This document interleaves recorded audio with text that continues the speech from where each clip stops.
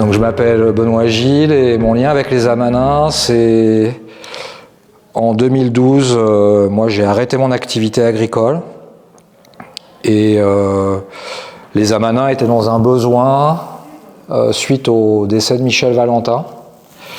Et le besoin, c'était un petit peu de re-questionner la capacité agricole du lieu à fournir l'ensemble des repas pour les séjournants, les enfants. Donc ils ont fait appel à 3 agriculteurs, dont moi, pour réfléchir à cette question de l'autonomie du lieu.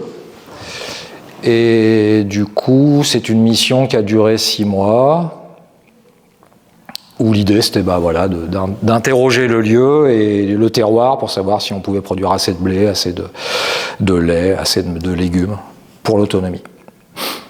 Donc ça a été une première mission qui était alliée à une mission d'accompagnement, et ça m'intéressait beaucoup, parce que je me voyais mal être juste un expert. Moi j'étais agriculteur, et je me voyais mal dire à d'autres agriculteurs, oui alors c'est comme ça qu'il faudrait que tu fasses, là. Et donc du coup il y avait un accompagnement aussi, donc qui a perduré ensuite, puisque la mission s'est prolongée, et la deuxième phase de la mission c'était de faire des scénarios, de mettre en place des scénarios, des prospectives pour les Amanins pour les 10 prochaines années. Donc l'idée c'était de pouvoir proposer 2 ou 3 scénarios à la SCOP et à l'association pour qu'ils puissent faire un choix des scénarios avec la continuité de l'accompagnement du pôle maraîchage. Il s'en est suivi une 3e mission qui était de mettre en place le scénario qui avait été choisi en poursuivant l'accompagnement, et puis après il n'y a plus eu de mission. Donc je suis parti des Amanins avec la sensation d'avoir participé au projet de façon vraiment cohérente et active. Voilà. Par ailleurs, je me suis occupé du woofing, je me suis occupé de la fête des Amanins pendant 2 ans. Enfin voilà, je me suis beaucoup impliqué. Et puis depuis, je reviens de temps en temps, surtout en lien avec les maraîchers, pour avoir une connexion, discuter de ce qui se passe ici. Qu'est-ce que j'ai appris aux Amanins? J'ai appris beaucoup de ce que c'était qu'un collectif très diversifié, avec des métiers très différents, et comment arriver à mettre en lien ces différents métiers pour qu'il y ait de la compréhension. Et donc j'ai appris que c'était très compliqué en vrai de faire comprendre à quelqu'un qui faisait le ménage ce que c'était que l'agriculture, et quelqu'un qui faisait de la gestion, ce que c'était l'agriculture, et d'arriver à un agriculteur aussi de comprendre ce que c'était que la pression de faire la gestion. Donc ça m'a beaucoup appris sur ça, sur comment on gère un collectif, toutes les techniques qui sont liées à la gouvernance, sur la galère que ça peut être,